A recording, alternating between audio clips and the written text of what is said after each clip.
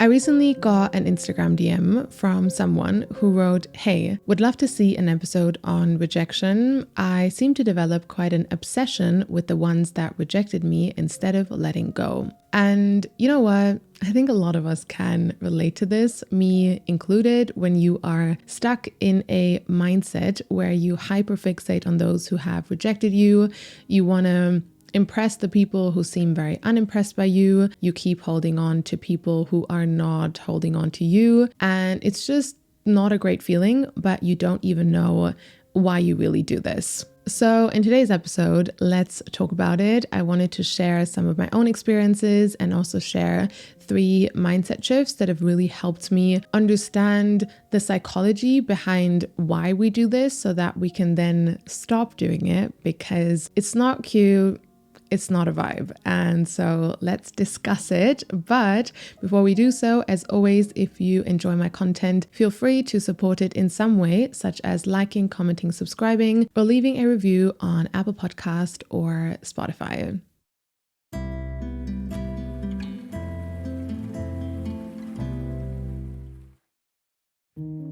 Chapter 1: Being attracted to rejection.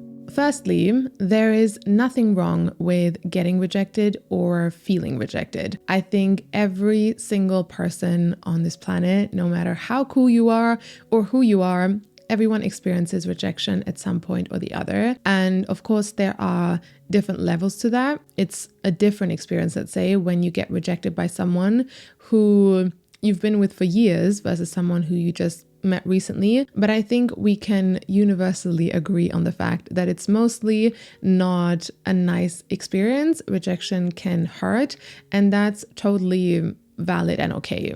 But there is a big difference between being hurt by rejection and simply moving through those emotions versus getting rejected and then thinking, oh my God, this means I need to now work even harder to try and prove myself to this person and change this person's mind. Or this means I need to now figure out why this rejection says that I'm not good enough and there's something wrong with me.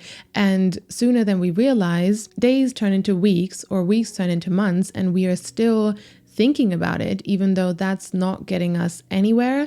And also, more than anything, there is a big difference between being hurt by rejection versus being attracted to rejection, almost chasing those who reject us or thinking more about those who reject us rather than those who don't. Two very different scenarios. And I think that's more the issue. Being hurt by rejection is totally normal and human, but we should not be attracted to rejection, because that really never ends well, ever. In my experience, no longer feeling attracted to the rejection of others really starts with one simple thing: stop rejecting yourself. Because I think being stuck in patterns and a way of life and a way of thinking where we are continuously rejecting ourselves and our own needs, and then wondering why we feel attracted to the rejection of others, is literally as crazy as, let's say, someone takes you for dinner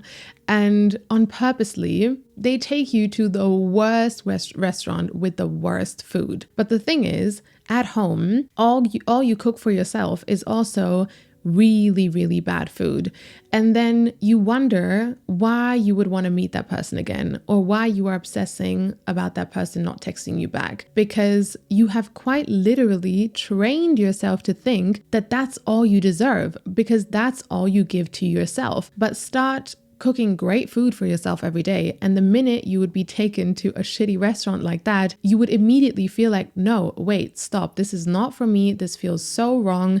And you would definitely not feel attracted to that or even obsess about something like that. It would just feel not interesting. So what does it mean to reject ourselves? Sounds like a fluffy thing that could mean 100 different things. But for me personally, some simple, straightforward questions that I like to ask myself when it comes to this are things such as, am I rejecting my own emotions, emotional needs, and what I feel? Am I rejecting my physical needs, my health, and what my body needs? Am I rejecting my dreams and goals and what I want for myself? Am I rejecting my own standards, what I know I deserve, and what makes me happy? The opposite of someone rejecting us is someone being present, someone being interested, but I think more than anything, someone showing up for us. And so if some or all of these answers to these questions are yes, I am rejecting these parts of me, then we would have to turn that around to I need to show up more for my emotions and what I feel. I need to show up more for my physical needs and what my body needs. I need to show up more for my dreams and goals. I need to show up more for what I know I deserve and what makes me happy.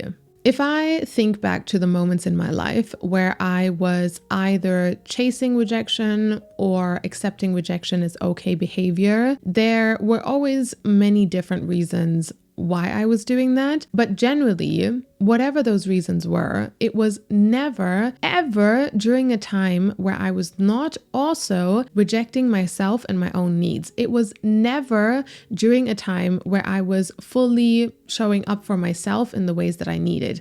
Never, ever. And of course, those things are a journey and none of us manage to show up for ourselves all the time. But I guarantee if you are going through a phase right now where you feel more attracted or more pulled towards situations where you are actually being in some way rejected when you look at the details of it, then the easiest way from my experience to move out of that is not to obsess about the situation even more, but really to stop rejecting yourself so much. Because how will we not chase people who reject us if that's all we're doing to ourselves every day? And how will we ever feel comfortable around people who show up for ourselves if we can't even create that environment for ourselves?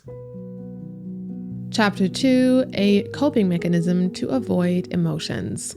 If someone who you don't know very well and actually also don't care much about calls you one day and says, "Hi, just wanted to let you know that I'm not interested in you anymore and I don't want to have you in my life anymore, and this is it." You would probably be like, "Sure, like no problem, that's okay for me."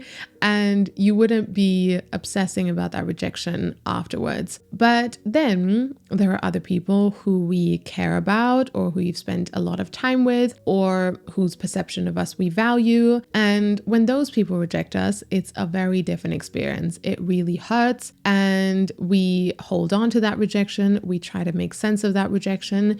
And at times we obsess about that rejection. And that's because from my experience, obsessing about a rejection can very easily be a coping mechanism to avoid the pain of the rejection. I think generally, no matter what the details of rejection look like, for a lot of people, the experience of rejection can bring up emotions that can be difficult to navigate, such as sadness or anger, or maybe even embarrassment or fear, confusion, shame, whatever it is. And so then in an attempt to avoid these feelings and avoid the reality of the rejection, we then go into all of these obsessive thoughts as a way to distract ourselves from our emotions and actually fully facing the rejection for what it is and being able to process whatever emotions that is bringing up within us. A lady I used to work with in the past would always tell me, you have to feel it to heal it. The only way out is through. And that's been my experience as well in life generally, but also with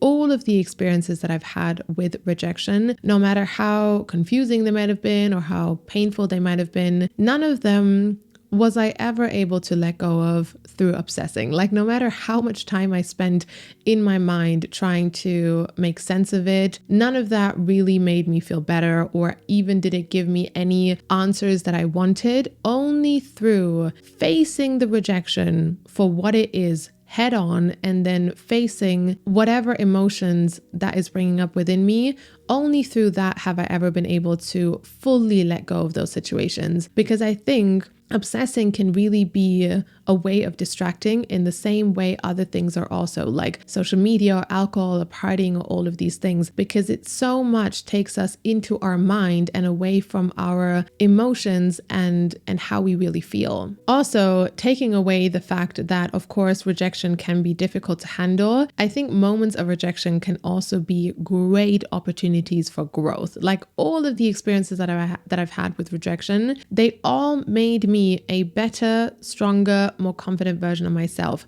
They all made me understand myself more, but I was only able to, from my experience, step into that version who came out better on the other side, rather than the version of me who was obsessing. Once I had the courage to face those emotions, move through them, and then on the other side, you can let them go. And once you have faced the situation for what it is, it might still take some time to move through the emotions and let them go, but there is no need to obsess anymore. Like the obsession will fade away because we really only obsess when we are trying to avoid something. But have the courage to face that, and you will very quickly think, why did I ever spend any time obsessing about this situation? We only obsess when we are trying to avoid something. Chapter 3, Rejection is God's Protection. The textbook definition of rejection is a refusal to accept an offer, meaning when we get rejected by someone, it also hurts especially because we were willing to offer something. We were willing to offer a connection or an idea or a future or a relationship. We were willing to offer something, and that offer is now not being reciprocated. It is being rejected, and it's not happening in the way that we thought it would. And that's why it hurts. And that's where I always like to remind myself of the very simple but very powerful sentence, rejection is God's protection. Meaning, if you got rejected, whatever offer you offered was not meant for you. Whatever connection or future or idea you offered, it was not meant to be in your life in the first place. I cannot speak for everyone feeling the same about this, but I personally really stand behind this sentence because for me, all of the experiences that I've had with rejection, no matter how shitty or painful they were in that moment, none of them do I look back on and I think, oh, I wish that would have not happened. Not because it wasn't a shitty, confusing experience, but because now I can see it was not meant for me. It cannot have been meant for me. Even if we just take away the part of something being meant for us or not being meant for us and we just look at it logically, I know what is meant for me is standing in front of someone, whether that is a friendship, a relationship, a business opportunity, whatever it is, but I'm standing in front of someone and that person wants the same thing that I'm offering. Otherwise, why am I there? I could just go to someone else. It would not make a difference. And so what is meant for me is someone wanting what I'm offering. And so whatever experiences I had, even if I couldn't see it in the moment at times, when that offer that I was bringing to the table was not reciprocated or not wanted, I can now see that rejection was a blessing in disguise because I would have not wanted that in my life in the first place. And so I'm glad that it didn't happen. Again, not because it wasn't shitty, but because I would not have wanted that anyways. I think once you have a few of those situations under your belt, it becomes easier and easier to trust that knowing faster whenever we experience a rejection again, to feel that faster because you kind of see that it never fails you. Like rejection has always been God's protection for me. And I have never experienced a situation that has not made me eventually see I'm glad that that was not meant for me. And I trust that any situation I still feel confused about today, one day I will arrive in the place where I will be like, okay, I am glad that that was not meant for me because I would have not wanted that anyways. All right, everyone, that is all I wanted to share for today. Thank you so much for tuning in, and I'm so looking forward to connecting with you in my next episode.